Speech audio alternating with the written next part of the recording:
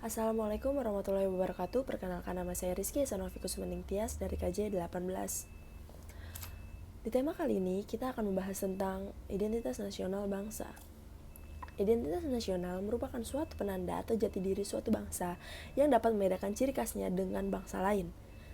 Karena ciri khas suatu bangsa terletak pada konsep bangsa itu sendiri. Bangsa menurut sosiologis antropologis yaitu persekutuan hidup yang berdiri sendiri dan merasakan kesatuan agama, bahasa, ras, dan adat istiadat. Sedangkan bangsa dalam pengertian politik ialah masyarakat yang tinggal dalam suatu daerah dan tunduk terhadap kedaulatan negaranya.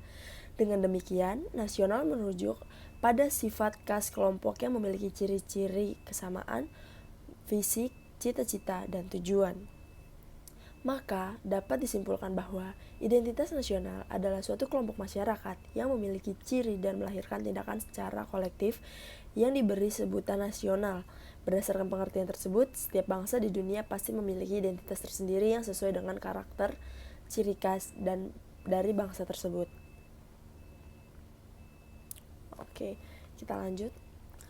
Faktor pembentuk identitas nasional. Lahirnya suatu identitas nasional, bangsa pasti memiliki ciri khas, sifat, serta keunikan tersendiri yang sangat didukung oleh faktor-faktor pembentuk identitas nasional.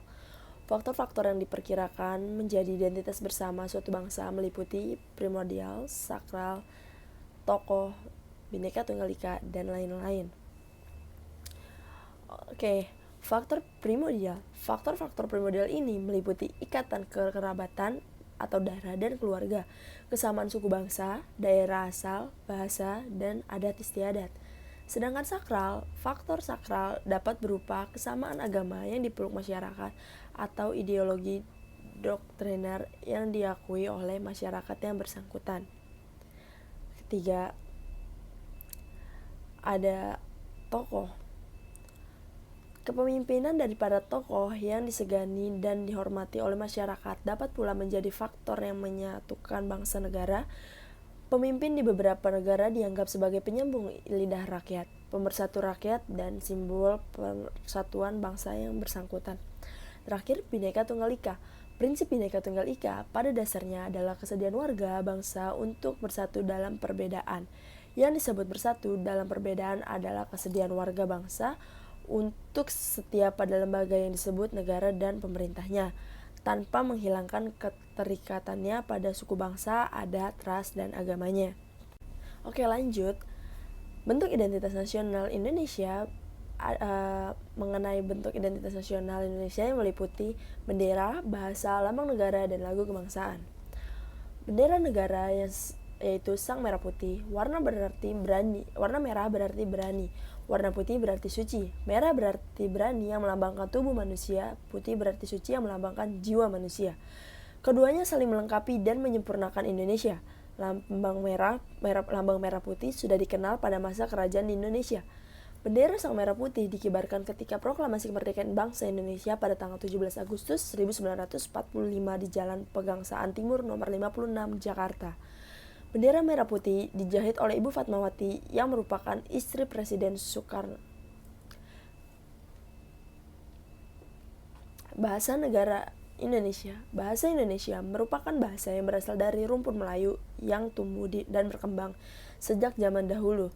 Sudah dipergunakan sebagai bahasa penghubungan. Bahasa tersebut telah dipergunakan hampir di seluruh Asia Tenggara. Perkembangan bahasa Melayu mendorong tumbuhnya rasa persatuan dan persaudaraan bangsa Indonesia. Komunikasi antar perkumpulan yang bangkit pada masa itu menggunakan bahasa Melayu, sehingga secara sadar para pemuda yang bergabung dalam perkumpulan itu mengangkat bahasa Melayu sebagai bahasa persatuan Indonesia. Bahasa Indonesia diangkat dan diikrarkan pada Kongres Pemuda II tanggal 28 Oktober 1928. Kemudian, bangsa Indonesia sepakat bahwa bahasa Indonesia merupakan bahasa persatuan. Ketentuan bahasa Indonesia telah diatur dalam UU nomor 24 tahun 2009, mulai pasal 25 sampai pasal 45. Lambang negara Garuda Pancasila dan simbol-simbol Pancasila. Lambang negara Garuda Pancasila pada tanggal 13 Juli 1945 dalam rapat panitia perancangan Undang-Undang Dasar 1945. Salah seorang anggota panitia bernama Pradahara Harahap mengusulkan tentang lambang negara. Tanggal 16 November 1945 baru dibentuk panitia. Panitia ini bertugas untuk menyelidiki arti lambang-lambang dalam peradaban bangsa Indonesia sebagai langkah awal untuk mempersiapkan bahan kajian tentang lambang negara. Panitia Indonesia Raya diketuai oleh Ki Hajar Dewantara dengan Sekretaris Umum Muhammad Yamin. Arti dan makna lambang negara menurut Kansel dan Christine dalam Maulana Arafat Lubis menyatakan bahwa arti dan makna simbolik dari lambang negara ialah Garuda yang merupakan burung yang dinampakkan juga sang Raja Wali. Berikutnya adalah lagu kebangsaan, yaitu lagu Indonesia Raya. Indonesia Raya sebagai lagu kebangsaan yang diciptakan oleh warga Rudolf Supratman pada tanggal 28 Oktober 1928, lagu Indonesia Raya dinyanyikan untuk pertama kali sebagai lagu kebangsaan negara. UUD Negara Republik Indonesia tahun 1945. UUD Negara Republik Indonesia tahun 1445 disahkan oleh PPKI pada tanggal 8 Agustus 1945 sebagai hukum dasar negara RI dan identitas nasional.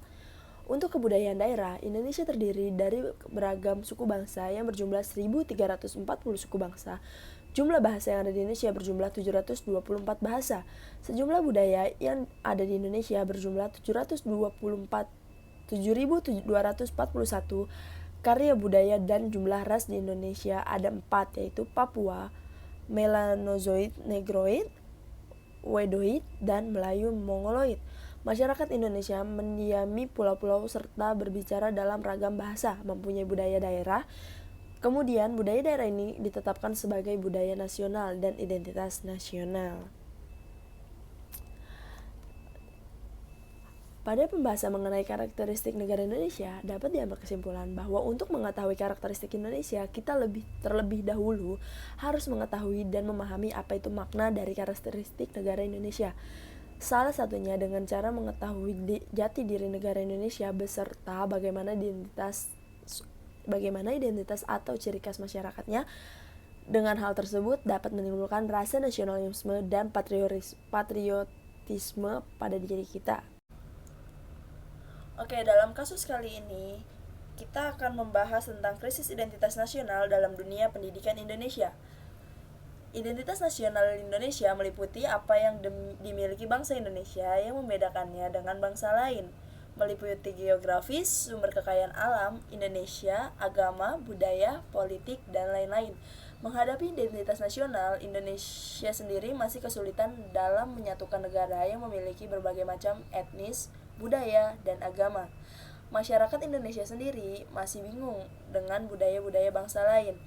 Arus globalisasi yang sangat pesat ini dapat sangat mempengaruhi identitas nasional dan berpotensi sebagai penyebab merosotnya nilai-nilai budaya asli bangsa. Masyarakat cenderung mengabaikan budaya asli dan menerapkan budaya asing. Masyarakat menganggap bahwa budaya asing modern dan budaya asli kuno.